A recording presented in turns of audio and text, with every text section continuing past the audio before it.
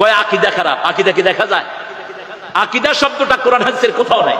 আরে নগদ মিথ্যে বানানো হয়েছে, ফেক। কিসের আকীদা? ওরে বাবা, তারেক মনোয়ার সাহেবের মতো মানুষ যদি বলে কোরআন হাদিসে আকীদা নামে কিছু নাই, এগুলো ফেক, তাহলে জাতি তাদের কাছ থেকে কি পাবে? একজন বলেছেন আকীদা বলতে কিছু নেই, সবই ফেক। এই কথাটি কতটুকু সত্য? মিথ্যা কথা। মূল আকীদা যেই তিনটি অক্ষর থেকে উৎপন্ন হয়েছে, আইন কফ দাল, এই মূল শব্দটা কোরআনেও এসেছে, হাদিসেও এসেছে। এটা উনি মিথ্যা কথা বলেছেন, আপনি নাম উল্লেখ করেছেন, কিন্তু আমি নাম উল্লেখ করলাম না। কারণ আকীদা বিশুদ্ধ হতে পারে, আবার বাতিলও হতে পারে, নাকি? আকীদা কি বাতিল হতে পারে? বলেন, হতে পারে। বাতিল আকীদা কেমন? যেমন মাজারে গিয়ে সেজদা করা, এটা কি বিশুদ্ধ নাকি বাতিল? বলেন। মিলাদ পড়া বিশুদ্ধ আকীদা নাকি বাতিল? বাতিল আকীদা। কারণ মিলাদ যারা পড়ে তারা মিলাদ পড়ে দাঁড়িয়ে যায় আর বলে রাসূল সাল্লাল্লাহু আলাইহি ওয়াসাল্লাম সেখানে উপস্থিত হয়েছেন। এটা আমল বিদআত, আর আকীদাটাও এখানে ভুল, বিভ্রান্তিমূলক। তাইলে আকীদা শুদ্ধ হতে পারে, অশুদ্ধ হতে পারে, হকও হতে পারে, বাতিলও হতে পারে। নামাজ পড়ে কিন্তু বড় শিরকি আকীদা আছে, বিদাতি আকীদা আছে, আল্লাহ সম্পর্কে ভ্রান্ত আকীদা। আল্লাহ সর্বত্র বিরাজমান, হ্যাঁ, আল্লাহ সব জায়গায় সব কিছুতে বিরাজমান। আল্লাহ আরশে আজিমে নন, হ্যাঁ, আল্লাহ সৃষ্টির ঊর্ধ্বে নন। তারপরে আল্লাহ রাব্বুল আলামিনকে পাওয়ার জন্য, ডাকার জন্য ওসিলা ধরতে হয়। গৌস কুতুব ওলি আউলিয়ার ওসিলা ছাড়া সরাসরি কি দোয়া কবুল হয়? ভ্রান্ত আকীদা।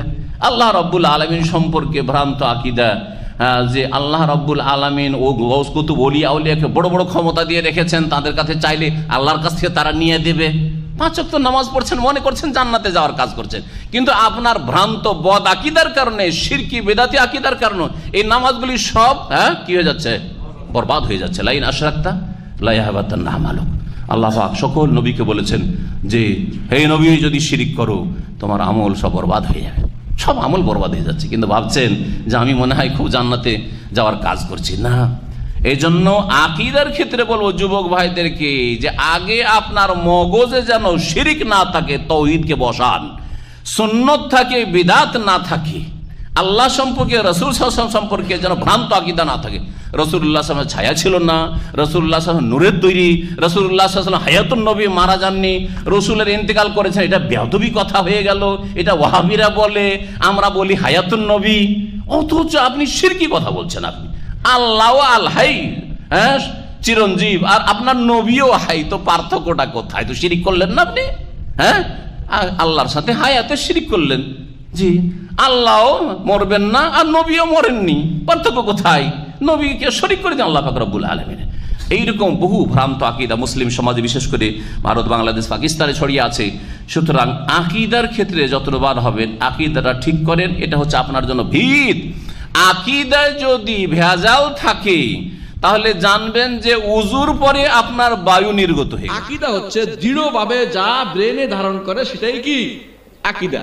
এখন এটা শুদ্ধ হতে পারে, অশুদ্ধ হতে পারে। শুদ্ধ আকীদা কোনটা? শুদ্ধ আকীদা হচ্ছে যেটা, যে ওই আকীদা আল্লাহ সম্পর্কে, আবার খেয়াল করেন, আল্লাহ সম্পর্কে, ফেরেশতাদের সম্পর্কে, কিতাব সম্পর্কে, রাসূল সম্পর্কে, আখিরাত সম্পর্কে, তাকদীর সম্পর্কে, কয়টা দিন বললাম? 6টা জিনিস সম্পর্কে, 6টা জিনিস সম্পর্কে বিশুদ্ধ কোরআন এবং সুন্নাহ মোতাবেক যে আকীদাটি হবে সেটা হচ্ছে বিশুদ্ধ আকীদা। আর কোরআন সুন্নাহর বাইরে গেলে সেটা হলো বাতিল আকীদা। বুঝতে পারছেন কথাটা? একজন ইমানদারের বিশুদ্ধ আকীদা, সহিহ আকীদাটাই হলো আসলু দীনিল ইসলাম। আল আকীদাতুস সহিহা হিয়া আসলু দীনিল ইসলাম। ইসলামের মূল ভিত্তি, আসল ফাউন্ডেশন, আসাস, মিল্লাতের ভিত্তি হলো আল আকীদাতুস সহিহা, সহিহ আকীদা। তাহলে প্রথম কথা, জান্নাতে যেতে হলে আকীদা কি হওয়া লাগবে?